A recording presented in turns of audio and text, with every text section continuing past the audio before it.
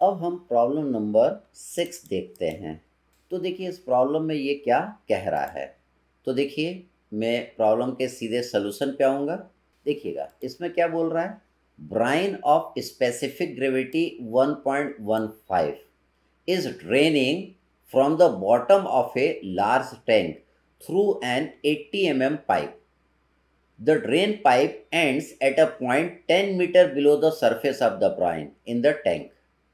Considering a streamline starting at the surface of the brine in the tank passing through the center of the drain line to the point of discharge and assuming friction is negligible. Calculate the velocity of flow along the streamline at the point of discharge from the pipe. हमको यहाँ पे V2 निकालना है। इसमें देखिए Bryan water आपका भरा हुआ है जिसकी कि स्पेसिफिक ग्रेविटी आपको दिया 1.15। तो यहाँ पे देखिए जो पानी है वो एटमॉस्फेयर के कांटेक्ट में है, एटमॉस्फेरिक प्रेशर पे है, और यहाँ पे जो पानी निकल रहा है वो भी एटमॉस्फेरिक प्रेशर पे है। जब पानी आपका एटमॉस्फेरिक प्रेशर पे है तो उसका गेज प्रेशर कितना हो जाएगा, 0 हो जाएगा। यहाँ पे जो टैंक है उसका कुछ साइज नहीं दिया है, तो हम टैंक को क्या मान के चलेंगे, बहुत बड़ा टैंक है। अगर टैंक का बहुत बड़ा टैंक रहेगा तो यहाँ पे पानी की वेलोसिटी कितनी हो जाएगी, 0 हो जाएगी। पानी की वेलोसिटी कितनी हो जाएगी, 0 हो जाएगी अगर ये टैंक का क्रॉस सेक्शनल एरिया बहुत बड़ा रहेगा तब। क्यों, हम जानते हैं Q इज इक्वल टू क्या होता है, AB होता है। ठीक, मतलब V इज इक्वल टू आप क्या लिखेंगे, that is Q divided by A। ठीक, अगर A आपका बहुत बड़ा है तो ये वेलोसिटी क्या आ जाएगी, बहुत कम आ जाएगी। ठीक है, तो ये अगर इन्फिनिटी हो जाएगा तो वेलोसिटी करीब करीब क्या हो जाएगी, 0 हो जाएगी। क्योंकि इसका क्रॉस सेक्शनल एरिया नहीं दिया हुआ है इसलिए हमने इसकी वेलोसिटी V1 कितना बोल दिया, 0। हमें P2 निकालना है।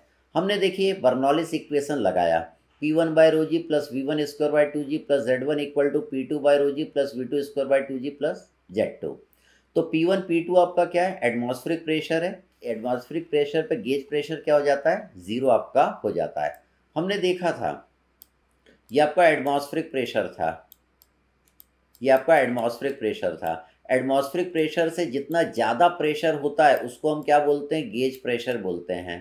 ठीक, तो एटमॉस्फेरिक प्रेशर पे गेज प्रेशर कितना हो जाता है, 0 आपका हो जाता है। तो देखिए इस वाली इक्वेशन में आइदर आप सोचिए कि P1 और P2 दोनों एटमॉस्फेरिक प्रेशर पे है तो ये दोनों चीज़ आपकी क्या हो जाएगी, कट जाएगी, या सोचिए कि ये दोनों एटमॉस्फेरिक प्रेशर पे है तो इन दोनों का गेज प्रेशर कितना हो जाएगा, 0। इसलिए देखिए इसको भी मैंने यहाँ पे 0 लिखा और इसको भी यहाँ पे P2 बाई रो जी को मैंने 0 लिखा। V1 चूँकि इसका क्रॉस सेक्शनल एरिया बहुत बड़ा है इसलिए V1 कितना हो जाएगा, 0 हो जाएगा। तो आपकी इक्वेशन क्या बनी, Z1 is equal to V2 square by 2G plus Z2। तो यहाँ पे देखिए हम लिख सकते हैं V2 square equal to 2G Z1 minus Z2। यहाँ पे दिया हुआ है Z1 minus Z2 is equal to कितना है, 10। तो ये Z1 माइनस Z2 की जगह मैंने 10 लिख दिया, 2G रख दिया, तो V2 की वैल्यू आपकी आ गई, that will come close to 14 के करीब ही आपका आंसर आ जाएगा। फिर हम आगे बढ़ते हैं, नेक्स्ट प्रॉब्लम देखते हैं, प्रॉब्लम नंबर 7। तो देखिए सीधे प्रॉब्लम पे आते हैं, वहीं पे हम इसको समझते जाएंगे। तो देखिए ये क्या बोल रहा है, a pipe of 15 centimetre in diameter, ये पाइप आपको दिया है, and it is at an elevation of 100 metre at section 1। At the section B it is at an elevation of 107 meter and has a diameter of 30 centimeter. When the discharge of 50 litre per second, देखिए discharge आपको litre per second में दिया है, हम जानते हैं 1 metre cube equal to 1000 litre, तो 50 litre है, 50 को 1000 से डिवाइड कर दीजिए तो डिस्चार्ज आपका आ जाएगा 0.05 मीटर क्यूब पर सेकेंड। और क्या बोल रहा है, when the discharge of 50 litre per second of water is pass through the pipeline, pressure at A आपको दिया है 35 kilo pascal, it is given. The energy loss in the pipe is 2 metre of water. यहाँ से पानी जब flow होकर यहाँ जाता है तो कितनी एनर्जी लॉस होती है, 2 मीटर ऑफ वाटर जितनी एनर्जी लॉस होती है। Calculate the pressure at B निकालिए if the flow is from A से बी। फ्लो देखिए हमेशा हायर एनर्जी से लोअर एनर्जी के बीच में होता है। ठीक है, ये आपका ए पॉइंट है और ये बी पॉइंट है, तो यहाँ पे एनर्जी क्या रहेगी, ज़्यादा रहेगी, यहाँ पे एनर्जी क्या रहेगी, कम रहेगी। तो बीच में 2 मीटर ऑफ हेड के जितनी एनर्जी लॉस हो गई। मतलब अपन क्या लिख सकते हैं, A is equal to B plus two लिख सकते हैं, है ना। ए पे ज़्यादा एनर्जी रहेगी, बी पे कम रहेगी, और बीच में एनर्जी लॉस कितना हुआ, 2 मीटर ऑफ वाटर आपका हुआ है। तो energy at A is equal to energy at B plus two. ठीक, तो देखिए आपकी जो बर्नौलिस इक्वेशन यहाँ पे बनेगी, हम लिखेंगे P A by rho g plus V square by two g plus Z A equal to P V by rho g plus V B square by two g plus Z plus H F. ठीक है, तो जो भी head loss होता है या energy loss होता है उसको किसके साइड आपको जोड़ना है, जहाँ पे एनर्जी क्या रहेगी, कम रहेगी। जहाँ पे एनर्जी कम रहेगी वहाँ पे आप जोड़ेंगे, तब क्या होगा, इन दोनों जगह ये दोनों इक्वेशन इक्वल होगी, तभी ये दोनों इक्वेशन क्या होगी, इक्वल होगी। अब देखिए हमें तो पी भी निकालना है, तो उसके लिए हमको क्या मालूम होना चाहिए, यहाँ पे वेलोसिटी ए पे मालूम होना चाहिए, वेलोसिटी आपको बी पे मालूम होना चाहिए। तो देखिए हम जानते हैं Q is equal to A V होता है, तो Q आपको दिया हुआ है, एरिया ऑफ ए आप निकाल सकते हैं पाई बाई 4 डी स्क्वायर करके, डायमीटर सेंटीमीटर में दिया, हमने मीटर में पुट कर दिया, तो इससे देखिए वी निकल के आ जाएगा। Q तो सेम है, जितना वाटर यहाँ से एंटर कर रहा है उतना ही वाटर यहाँ से निकल रहा है।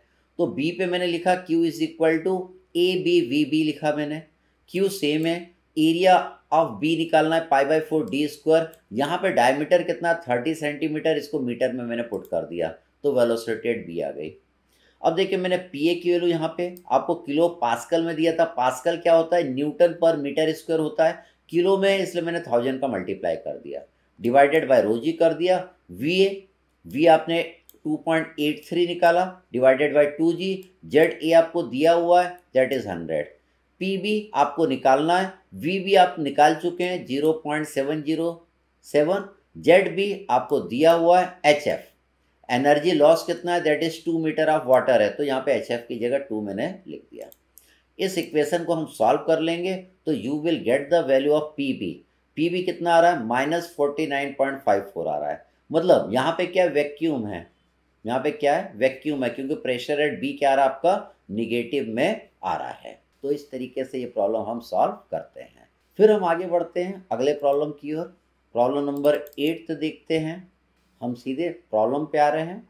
तो देखिए सिंपल प्रॉब्लम है, water is flowing through a circular pipe at one section, the diameter is 0.3 metre and static pressure of 260 kilo pascal, the velocity is 3 metre per second and elevation भी आपको यहाँ पे दिया that is 10 metre above the ground level. The elevation at the section downstream आपको दिया 0 metre, इसकी height कितना that is 0 metre and the pipe का diameter is 0.15 metre. Find out the gauge pressure at the downstream, यहाँ पे gauge pressure आपको निकालना है। ठीक, तो देखिए यहाँ पे पहले आपको वेलोसिटी निकालना पड़ेगा, तभी आप ये वाली इक्वेशन को इक्वेट करके लिख सकते हैं। तो वेलोसिटी निकालना है तो आप क्या लिखेंगे, a1 v1 equal to a2 v2, आपने पहले कंटिन्यूटी इक्वेशन लगा दी, तो क्या होगा, ये इसको लिख देंगे, ये तो ये पाई बाई 4 से पाई बाई 4 आपका कट जाएगा, पहले भी हम कर चुके हैं। d1 square into V one square equal to d2 square into V two square, ये d1 पुट कर दिया, v1 पुट कर दिया, d2 पता है आपको दिया हुआ है, v2 आप निकाल लेंगे। देखिए v2 आपका निकल गया। अब हम क्या करेंगे, अपनी ये बर्नौलिस इक्वेशन लगा देंगे। p1 की वैल्यू आपको दिया हुआ है 260 किलो पास्कल, v1 आपको दिया हुआ है दैट इज 3, तो यहाँ पे 3 पुट कर दिया, z1 आपको दिया हुआ है दैट इज 10, यहाँ पे पुट कर दिया। p2 हमको निकालना है, v2 आप निकाल चुके हैं दैट इज 12, यहाँ पे अपन ने पुट कर दिया, z2 आपका 0 है। इस इक्वेशन को आप सॉल्व कर लीजिए तो you will get the value of p2, किस में मिल जाएगा आपको, किलो पास्कल में ये आपको मिल जाएगा। हम फिर से आगे बढ़ते हैं, अगला प्रॉब्लम देखते हैं, प्रॉब्लम नंबर 9। तो देखिए इस प्रॉब्लम में ये क्या बोल रहा है, the water is flowing through a tapering pipe having the diameter of 300 mm and 150 mm at section 1 and section 2। ठीक है, दोनों जगह आपको डायमीटर दिया हुआ है। The discharge through the pipe is 40 litre per second, तो डिस्चार्ज लीटर पर सेकेंड में दिया है, 1 metre cube equal to 1000 litre, 40 litre per second को मैंने देखिए मीटर क्यूब पर सेकेंड में कन्वर्ट कर लिया।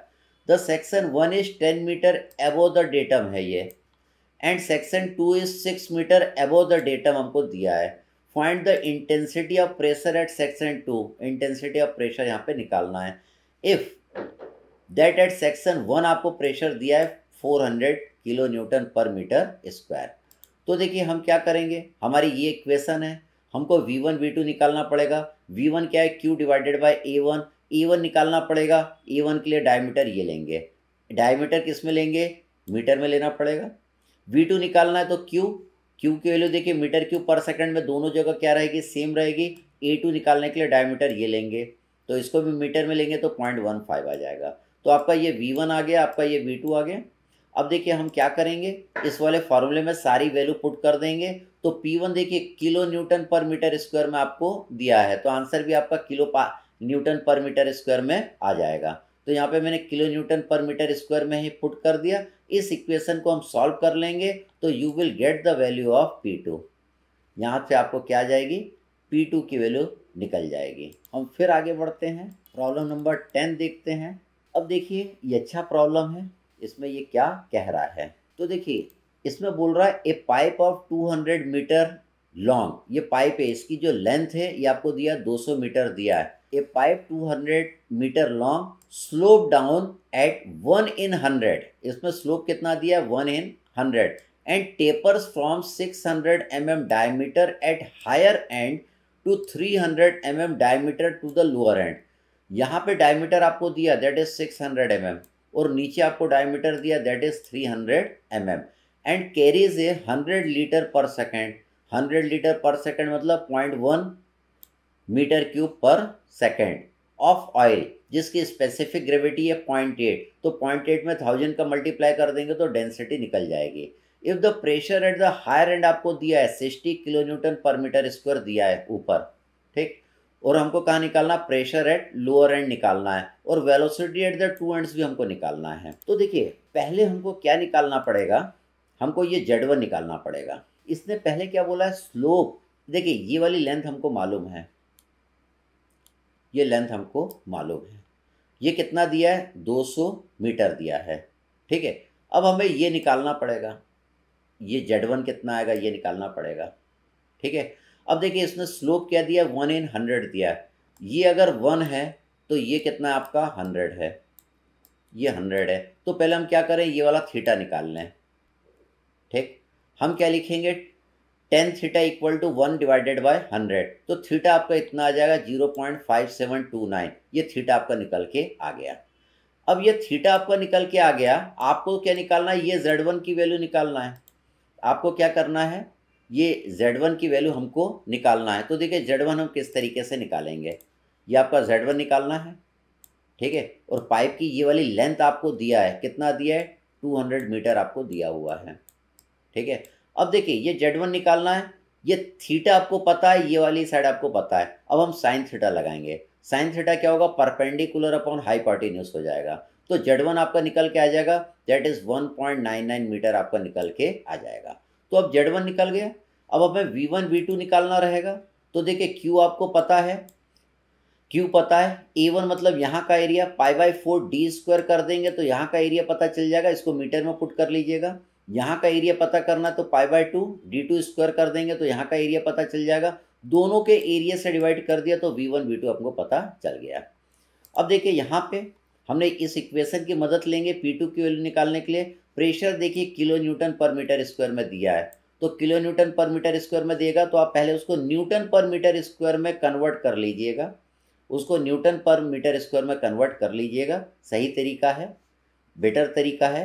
तो यहाँ पे देखिए न्यूटन पर मीटर स्क्वायर में मैंने कन्वर्ट कर लिया, P1 को डिवाइडेड बाय रो जी कर दिया। फिर V1 स्क्वायर, ये V1 स्क्वायर V1 आप निकाल चुके हैं, डिवाइडेड बाय 2G। Z1 आपने निकाला 1.99 मीटर, ये 1.99 आ गया। P2 बाय रो जी कर दिया, P2 निकालना है, V2 square by 2G, V2 आपने निकाल लिया है। और Z2 ये रेफरेंस लाइन मैंने यही लिया है, तो Z2 आपका कितना हो जाएगा, 0 मान के चलिए। Z2 कितना है 0, तो यहाँ पे मैंने 0 पुट कर दिया। इसको सॉल्व कर लेंगे तो you will get the value of P2।